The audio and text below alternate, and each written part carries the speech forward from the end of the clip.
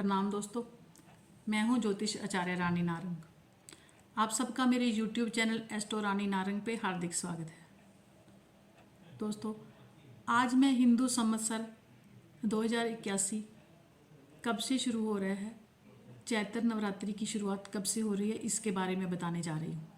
तो मैं अपना वीडियो शुरू करने से पहले आप सबसे हमेशा की तरह निवेदन करती हूँ कि आप मेरे YouTube चैनल को लाइक कीजिए, सब्सक्राइब कीजिए और मेरे द्वारा दी हुई जानकारी को और दोस्तों के साथ शेयर कीजिए। दोस्तों, 9 अप्रैल मंगलवार सन 2024 को नवरात्रि की शुरुआत हो रही है। तो इसी दिन से ही हिंदू न्यू संवत्सर 2081 की शुरुआत हो रही है। तो मैं सबसे पहले माँ भगवती से प्रार्थना करती हूँ कि आप सबके लिए ये साल हिंदू नववर्ष शुभकारी हो, मंगलकारी हो, कल्याणकारी हो। माँ भगवती आपके ऊपर खुशियों की वर्षा करती रहे और आपके जीवन के अंदर आने वाले हर संकट, हर विपदा को हर ले। इन्हीं मंगल कामनाओं के साथ मैं अपनी वीडियो की शुरुआत करती हूँ। दोस्तों, हमारे हिंदू धर्म के अंदर नवरात्रों का बहुत बड़ा महत्व माना गया है। हर साल 4 बार नवरात्रि आती है। चैत्र मास के अंदर आने वाली नवरात्रि और अश्विन मास के अंदर आने वाली नवरात्रि को आम साधारण जन के लिए बहुत ही उत्तम माना जाता है। और आषाढ़ मास के अंदर आने वाली नवरात्रि और जो पौष मास के अंदर आने वाली नवरात्रि है, वो तांत्रिक लोग इस नवरात्रि का बहुत लाभ उठाते हैं, क्योंकि वो तांत्रिक विद्या को जानते हैं, वो तांत्रिक सिद्धियां करते हैं। इसलिए आम साधारण जन के लिए जो चैत्र मास की और अश्विन मास की नवरात्रि को ही शुभ माना गया है। 9 अप्रैल मंगलवार के दिन नवरात्रि की शुरुआत हो रही है। हम सब जानते हैं कि माँ दुर्गा का वाहन है, शेर है।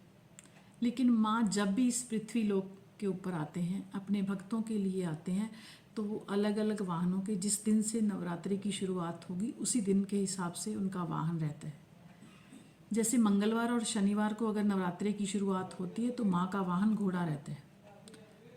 घोड़े पे सवार होकर के माँ अपने भक्तों की जो उम्मीदें हैं, आशाएं हैं, उनकी जो कामनाएं हैं, उनको पूर्ण करने के लिए इस पृथ्वी लोक पे आ रहे हैं। घोड़ा युद्ध का प्रतीक माना जाता है, एनर्जी का प्रतीक माना जाता है। तो इसलिए जनता से और सरकार का विद्रोह, साथ में युद्ध जैसे हालात, इस प्रकार के जो आने वाले टाइम के अंदर हालात बन सकते हैं, इस प्रकार माँ का घोड़े पे सवार होकर के आने का से ये भाव है। दोस्तों, माँ के 9 रूपों की विधिवत पूजा की जाती है। 9 दिन लोग विधिवत पूजा करते हैं और अपनी मनचाही जो इच्छाएं हैं, कामनाएं हैं, माँ के आगे रखते हैं और माँ अपने बच्चों की, अपने भक्तों की हर कामना को पूर्ण करते हैं। तो इसी प्रकार इस बार नवरात्रि का जो कलश का मुहूर्त है, कलश स्थापना का, वो सुबह 9 अप्रैल को सुबह 6 बजे से लेकर के 10:04 तक रहेगा।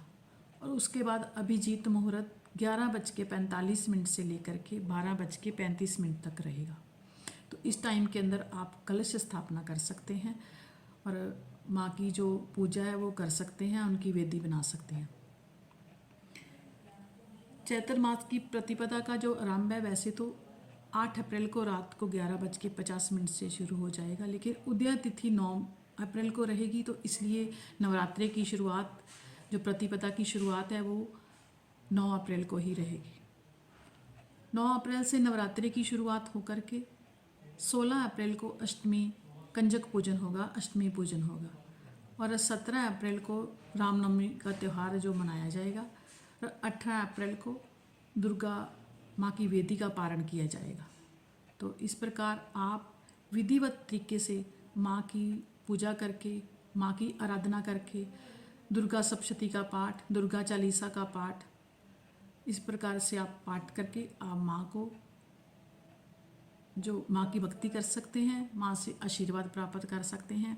तो मैं आपको फिर से एक बार नवरात्रों की, हिंदू संवत्सर की बहुत बहुत शुभकामनाएं देती हूँ और आशा करती हूँ, भगवान से प्रार्थना करती हूँ कि आपके लिए ये नया साल मंगलकारी हो, कल्याणकारी हो।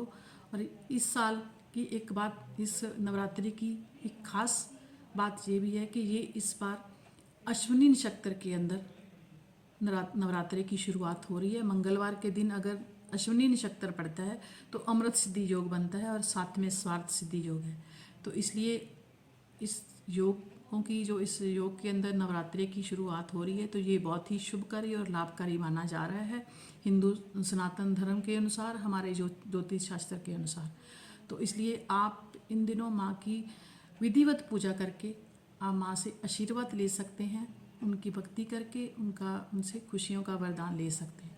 तो आप विधिवत तरीके से माँ की पूजा करें और उनसे जो खुशियों प्राप्त करें। माँ भक्तों के लिए ही इस पृथ्वी लोक पे आते हैं और भक्तों की जो कामनाएं वो पूर्ण करते हैं। तो इन्हीं मंगल कामनाओं के साथ, इन्हीं बातों के साथ मैं अपनी वाणी को यहीं पे विराम देना चाहती हूँ। जय माता दी, धन्यवाद।